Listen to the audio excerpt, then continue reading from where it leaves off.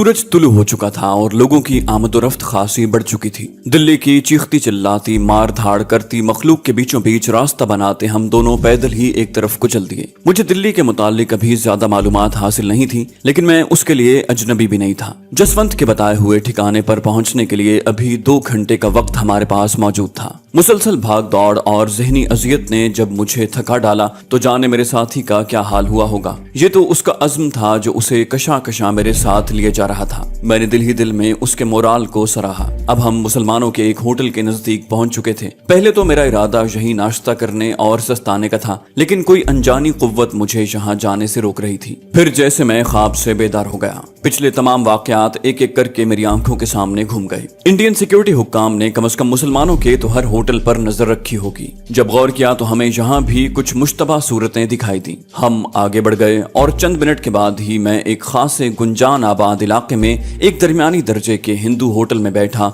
लंबे चौड़े नाश्ते का ऑर्डर दे रहा था। होटल पहुंचते तक सर्दी गर्मी का कोई एहसास नहीं था। यहाँ आए तो इल्म हुआ कि सर्दी के मारे जहाँ कुल्फी जमी जा रही थी, वहाँ मुसलसल मुशक्कत से हम दोनों फ्लू का शिकार भी हो चुके थे। बादिले नखास्ता नाश्ते के साथ 3-4 कैप्सूल भी निगलने पड़े। करीबन 1 घंटा वहाँ गुजारने से मेरे साथी की हालत काफी संभल गई थी। मुकर्ररा वक्त पर हम दोनों एक सिनेमा का रुख कर रहे थे जहाँ जसवंत हमारा मुंतजिर था। दिल्ली के करीबन सारे सिनेमाओं में ही सुबह स्पेशल शो से ही फिल्म दिखाने का आगाज हो जाता है। हम दोनों एक रिक्शे के जरिए वहाँ पहुंचे थे। सिनेमा हॉल से कुछ फासले पर हम दोनों उतर गए। अब एक और सनसनीखेज मरहला आ रहा था, जासूस से जासूस के मिलाप का मरहला। मैंने अपने साथी को हिदायत देकर वहीं खड़ा किया और खुद बड़े मोहतात तरीके से चारों तरफ से चौकन्ना सिनेमा हॉल की समत चल दिया। सिनेमा हॉल के दरवाजे के सामने बनी मुख्तलिफ सिगरेट पान की दुकानों पर मैंने सरसरी नजर डाली। कोई मुश्तबा सूरत दिखाई नहीं दे रही थी। मैंने एक दुकान से सिगरेट खरीद कर सुलगाया, पान मुंह में रखा और एक कोने में नजरें जमा दी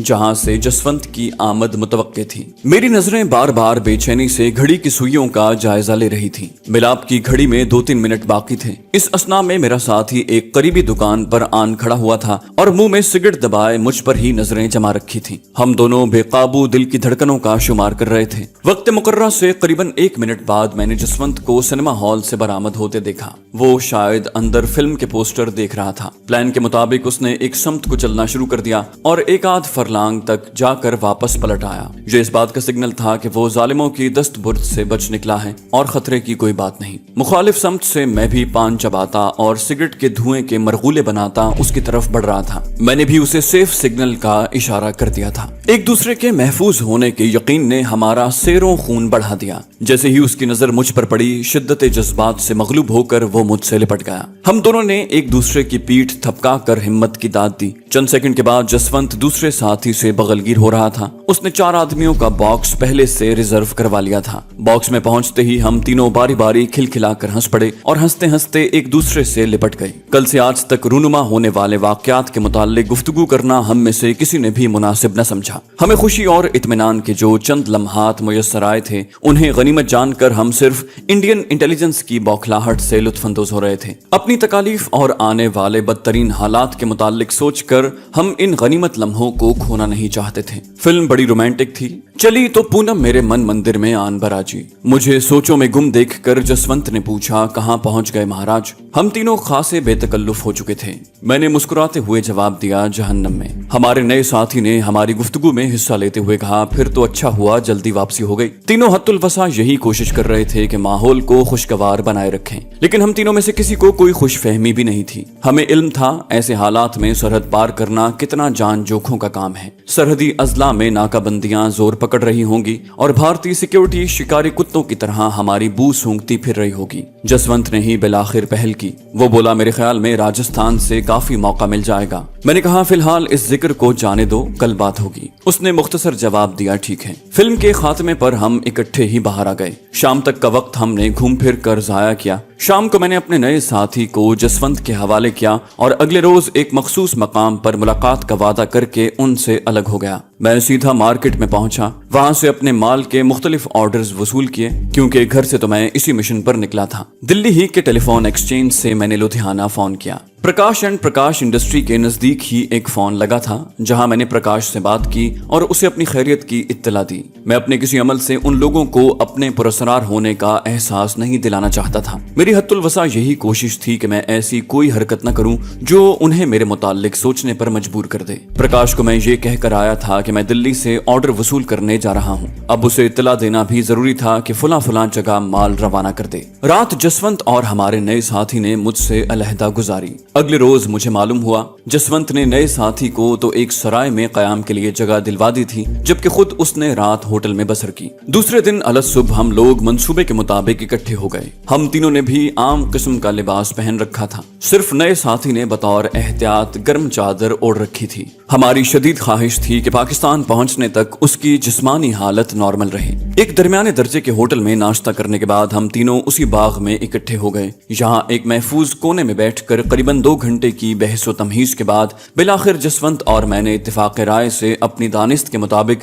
सरहद उबूर करने के लिए एक बेहतरीन जगह मुंतखब कर ली। जसवंत और मेरे साथी ने इस ख्वाहिश का इजहार किया कि मैं दिल्ली से वापस पलट जाऊं, लेकिन मैंने उन्हें तन्हा छोड़ना गवारा न किया। मैं चाहता था अपनी आंखों से उन्हें बाहिफाजत सरहद पार करता देख सकूं। मेरे बजिद होने पर वो मुझे सरहदी इलाके तक साथ ले जाने पर रजामंद हो गए। रेलवे टाइम टेबल से हमने मालूमात हासिल की और एक ऐसी गाड़ी का इल्म हुआ जो हमें हमारे मतलूबा स्टेशन पर शाम के वक्त पहुंचाती थी। वो दिन भी हमने दिल्ली में गुजारा और दूसरे रोज अलग सुबह ट्रेन के जरिए अपनी मंजिल को चल दिए। इस मर्तबा हम तीसरे दर्जे में आम भारतीय शहरियों के रूप में सफर कर रहे थे। हम आपस में कभी कभी इस तरह बात कर लेते थे जैसे एक ही डिब्बे में सफर करने वाले मुसाफिर एक दूसरे से किया करते हैं। स्टेशन पर कोई खास सरगर्मी देखने में नहीं आई थी। गालिबन इंडियन सिक्योरिटी का ये ख्याल गुजरा था कि हम दिल्ली से किसी और तरफ निकल गए हैं। गाड़ी शाम के करीब 6 बजे हिंदू मल कोट पहुंची।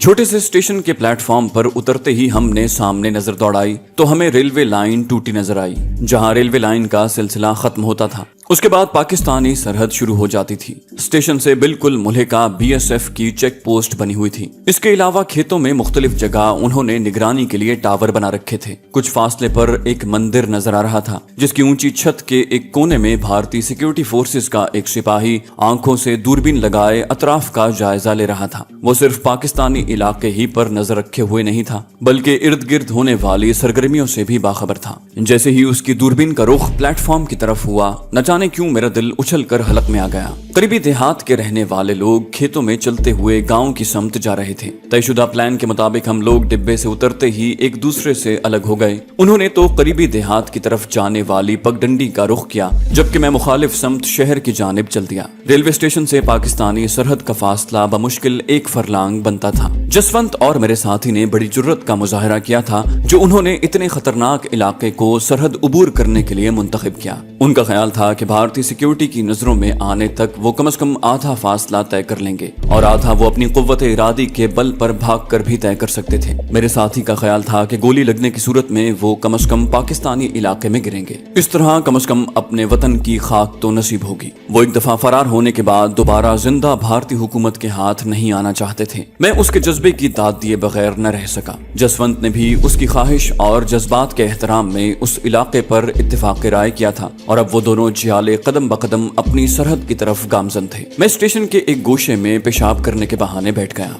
मेरी नजरें उन पर ही जमी हुई थी। सर्दियों के मौसम की वजह से सूरज गुरूब हो चुका था, लेकिन अभी तक इतनी रोशनी जरूर बाकी थी जिसमें मुझे पाकिस्तानी रेंजर्स की पोस्ट पर लहराता हुआ सब्ज हिलाली परचम साफ दिखाई दे रहा था। रेंजर्स की पोस्ट दरख्तों के झुंड में गहरी होने की वजह से गो के दिखाई नहीं दे रही थी, लेकिन मैं दिल ही दिल में वो सब कुछ महसूस कर सकता था जो वहां मौजूद था। खाके वतन के इतने नजदीक होने की वजह से मुझ पर एक खास किस्म की जज्बाती कैफियत तारी थी। पाकिस्तानी फजाओं की समत से आने वाली हवाएं मुझे एक गोना तमानियत का एहसास बख्श रही थी। मेरे दिल में मौजजन वतन की मोहब्बत के लिए मेरे जज्बात दो चंद हो गए थे। मेरा जी चाहता था मैं इन गासिबों पर कहर बनकर टूट पड़ूं जो मेरी तकद्दुस माब धरती की तरफ मैली नजरों से देख रहे थे। मेरे दोनों प्यारे एक दूसरे के पीछे पीछे देहातों के साथ गांव की समत जाने वाली पगडंडी पर रवां दवां थे। आगे आगे जसवंत था, उसके पीछे मेरा साथी। जसवंत के दाएं हाथ में देहाती तर्ज के कपड़े का थैला पकड़ा हुआ था, जिसमें एक रिवॉल्वर और उसकी गोलियों के अलावा कुछ नहीं था।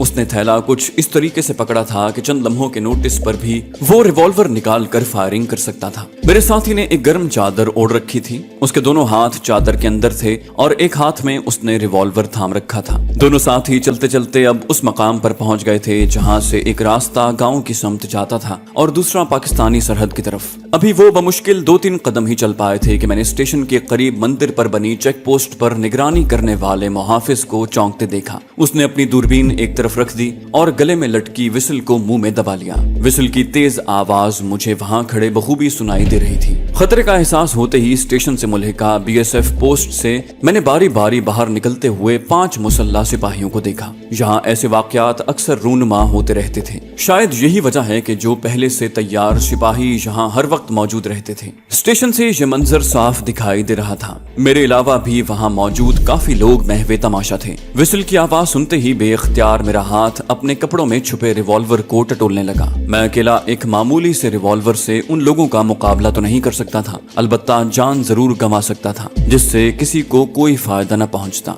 मेरी हालत का अंदाजा आप बखूबी फरमा सकते हैं कि शदीद ख्वाहिश के बावजूद मैं अपने साथियों की कोई मदद करने से कासिर था। मैं बुत बना अपनी जगह खड़ा भागते हुए भारतीय बॉर्डर सिक्योरिटी फोर्स के जवानों को देख रहा था। जैसे ही मेरे साथियों को ताक़ुब का एहसास हुआ, मैंने जसवंत को रुकते देखा। उसने हाथ के इशारे से मेरे साथी को एक समत रहनुमाई की थी। उनसे 15-20 गज के फासले पर ही पाकिस्तानी इलाका शुरू हो जाता था। चंद लम्हे तो मेरे साथी ने हिचकिचाहट का मुजाहिरा किया, फिर अचानक वो पाकिस्तानी इलाके की समत झुकते हुए भागने लगे। जसवंत अचानक पलटा। उसने एक दरख्त की आड़ लेकर अपने ताक़ुब में आने वालों पर फायरिंग शुरू कर दी थी। उसे फायरिंग करते देखकर भारतीय सिपाही वहीं रुक गए। गालिबन वो खास से तरबियत याफ्ता लोग थे, क्योंकि चंद सेकंड में ही उन्होंने जमीन पर लेटकर पोजीशनें संभाल ली थी और अब उनकी खुदकार राइफलें शोले उगलने लगी थीं, लेकिन बेसूद, क्योंकि जसवंत ने उनके जमीन पर गिरने का इंतजार नहीं किया था। वो भाग उठा और भागते हुए उसने रिवॉल्वर दोबारा लोड कर लिया था। वो कभी कभी रुककर एक आध फायर कर देता था। इस अस्ना में किसी भारतीय सिपाही को ये हिम्मत न हुई कि वो उठकर उसका ताक़ुब कर सके। जसवंत के चारों तरफ गोलियों की बारिश हो रही थी, लेकिन उसके भागने का अंदाज देखकर मैं ही क्या, स्टेशन पर महवे तमाशा बाकी लोग भी अश अश कर उठे। वो तरबियत याफ्ता कमांडोज की तरह सीधा नहीं बल्कि आड़ा तिरछा होकर भाग रहा था। उसके इस अमल में भी इतनी तंजीम और रब्त था कि कोई भी ये अंदाजा नहीं कर पाता था कि वो अचानक दाएं मुड़ेगा या बाएं तरफ। उसकी पोजीशन 8 के हिस्से वाली थी। इस असना में उसके अकब से फायरिंग की आवाज आई। गालिबन मेरा साथी जो अपनी धरती पर पहुंच चुका था उसे कवरिंग फायर दे रहा था। बैनुल अक़वामी सरहद होने की वजह से भारतीय सरहदी अफवाज ज्यादा फायरिंग का खतरा मोल नहीं ले सकती थी, क्योंकि दोनों अतराफ में सरहदों पर हंगामी सूरत हाल कारफरमा थी और किसी भी मुल्क की फौज की तरफ से की गई कोई भी गैर मामूली हरकत दूसरी समत की अफवाज को इश्तियाल दिलाकर जंग की सूरत हाल पैदा कर सकती थी। भारतीय अफवाज चूंकि मशरकी पाकिस्तान में की जाने वाली तकरीबी कार्रवाइयों में पूरी तरह मुलव्विस हो चुकी थी और मरकजी फौजी कमांड की नजरें भी मशरकी हुदूद पर लगी हुई थी,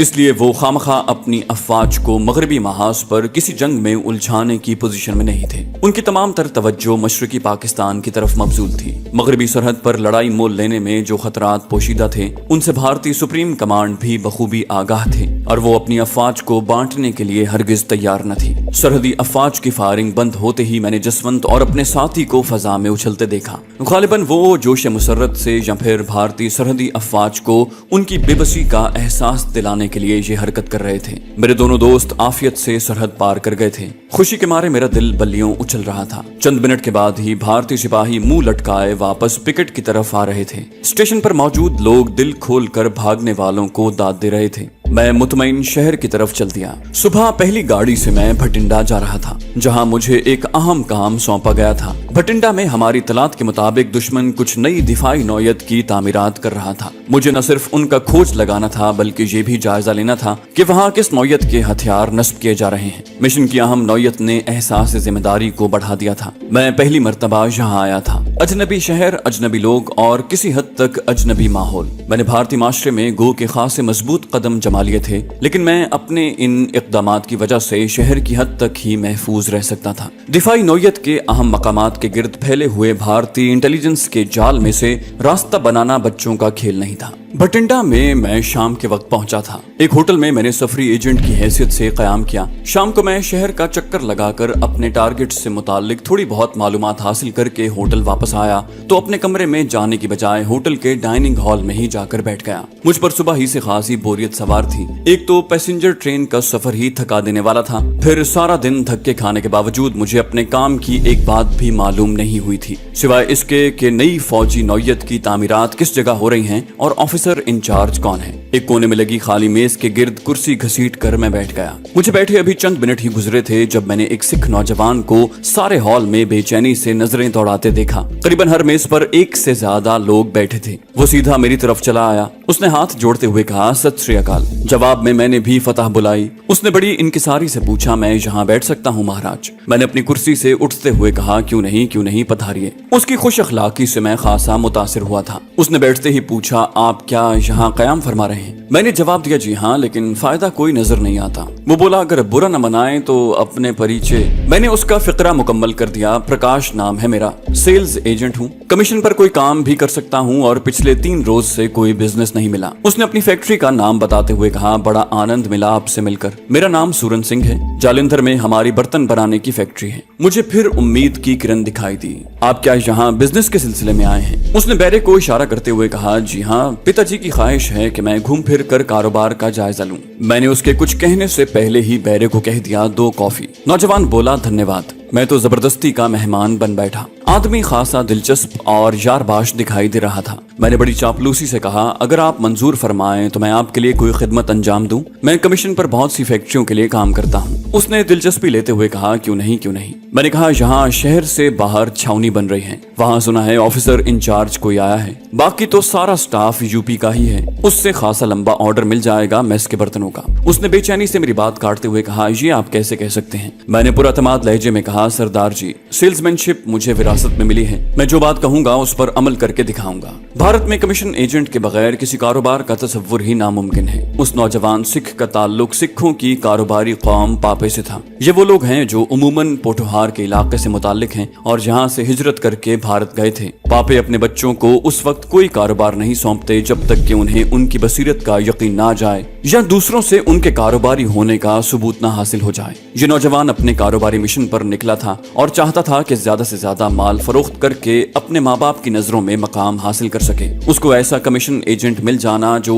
उसका माल मामूली कमीशन के एवज फरोख्त कर सके, बड़ी खुशबख्ती थी। मेरी खुशनसीबी ये थी कि मुझे भापा सिख मिल गया था और वो भी फैक्ट्री के मालिक का बेटा। मेरे जहन ने एक शानदार मंसूबा तरतीब दे लिया था और अब मुझे उस पर अमल करने के लिए उसके लवाजमात बहम पहुंचाने थे। मैंने जो मालूमात अब तक हासिल की थी उनके मुताबिक ये दिफाई तामीरात फौज की निगरानी में हो रही थी। परचेज सेक्शन के लोग भी फौज से मुताल्लिक ही थे। यहाँ का ऑफिसर इंचार्ज एक सिख कर्नल था। मुझे बर्तन बनाने वाली कंपनी का सेल्स एजेंट बनकर इस कर्नल तक पहुंचना था। कॉफी आ गई। नौजवान बहुत खुश दिखाई दे रहा था। मैं कॉफी के घूंट भरता अपने मंसूबे की जुजियात पर गौर कर रहा था। मुझे बखूबी इल्म था कि मंसूबा बंदी में जरा सी ढील रह गई तो उसका नतीजा कितना खतरनाक होगा। ऐन मौके से एक पाकिस्तानी जासूस का गिरफ्तार हो जाना, वो मुझे फौरन गोली मार देते, लेकिन ये खतरा मोल लेना भी बहुत जरूरी था क्योंकि वक्त कम था और लंबी मुद्दत की मंसूबा बंदी का इंतजार नहीं किया जा सकता था। मैंने कॉफी पीते हुए उससे पूछा, सरदार जी, आप क्या मोटरसाइकिल का बंदोबस्त कर सकते हैं? थोड़ी देर तक कुछ सोचने के बाद उसने हाँ में जवाब दिया।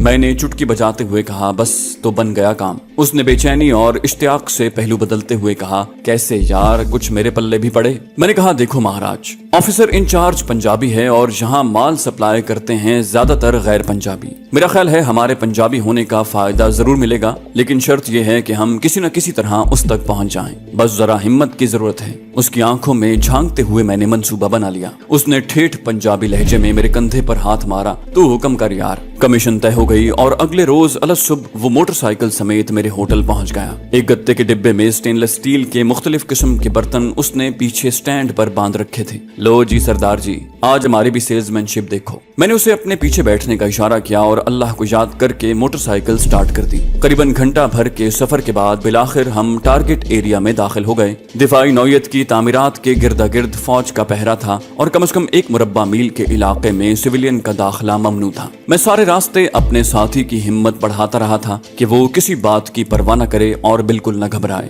पहले हिफाजती दरवाजे की तो हमने परवाह भी नहीं की और उस पर बगैर रुके बढ़ गए। कुछ सिविलियन जो यहाँ ठेकेदारी करते थे, उन्हें शनाख्ती कागजात दिखाने के बाद एक मखसूस इलाके तक जाने की इजाजत थी। गालिबन हमें भी पहरेदारों ने उन्हीं में से जाना था। अब हम उस इलाके में दाखिल हो चुके थे जहां अहम नौयत की इमारतें बन रही थीं। हमारे चारों तरफ मिसाइल और जदीद नौयत के दीगर हथियार नस्ब थे। मेरी पुरतजस्सुस नजरें तमाम मनाजिर को मेरे दिमाग की फिल्म पर मुंतकिल कर रही थी। अब खासा खतरनाक मरहला आ गया था। हम आखिरी दरवाजे पर पहुंच गए थे। कुछ फासले पर बड़े बड़े बुलडोजर और क्रेनें अपने काम में मसरूफ थीं। लकड़ी के आरजी गेट पर 2 मुसल्लह संतरी मौजूद थे। एक ने स्टेन गन को पोजीशन में लेते हुए हॉल्ट कहा। हमारे रुकते ही मद्रासी सिपाही गुस्से से बोला, कौन है, किधर जाना है? मैंने बड़े बारोब लहजे में कहा, हम कर्नल बाजवा के रिश्तेदार हैं, उनसे साइट पर मिलने आए हैं। दूसरा बोला, लेकिन सर ये गलत तरीका है, बाहर गेट पर रिपोर्ट करें। मैंने कहा, लाला जी हमें सब गेट वाले जानते हैं, आप शायद नए आए हैं। मेरे जवाब ने उसे चंद लम्हों के लिए तजब्जुब में मुब्तला कर दिया।